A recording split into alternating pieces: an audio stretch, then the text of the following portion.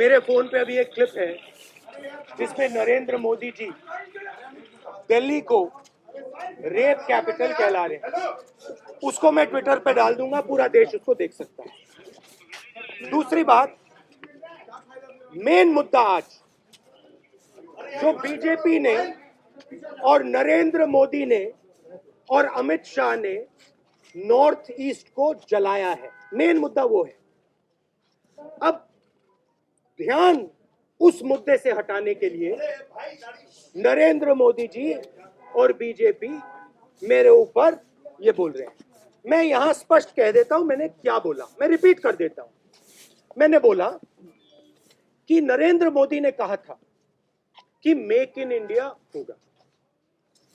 हमने सोचा कि अखबारों में make in India, make in India, make in India दिखाई देगा, मगर आज जब हम अखबार खोलते हैं हमें सब जगह रेप इन इंडिया दिखाई देता है।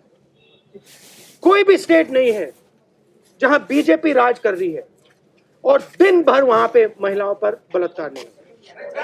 उन्नाव में बीजेपी के एमएलए ने महिला का रेप किया है। बीजेपी के एमएलए ने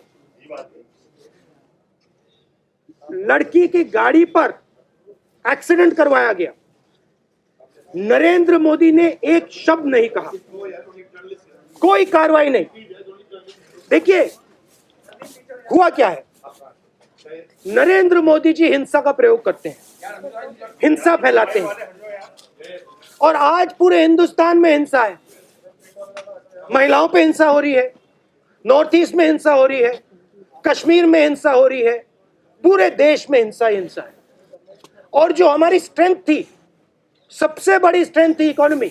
आज रघुराम राजन जी मेरे से मिले और उन्होंने मुझे कहा कि अमेरिका में, यूरोप में हिंदुस्तान की बात ही नहीं हो रही है, और जब बात होती है इकोनॉमी की बात नहीं होती है।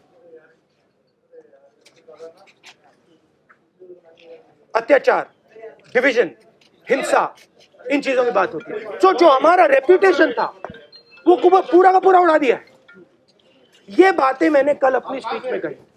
नरेंद्र मोदी जी को यह भी जवाब देना है, महिलाओं की बात तो है, मगर यह भी जवाब देना है कि हिंदुस्तान की जो इकोनॉमी थी उसको उन्होंने नष्ट क्यों किया।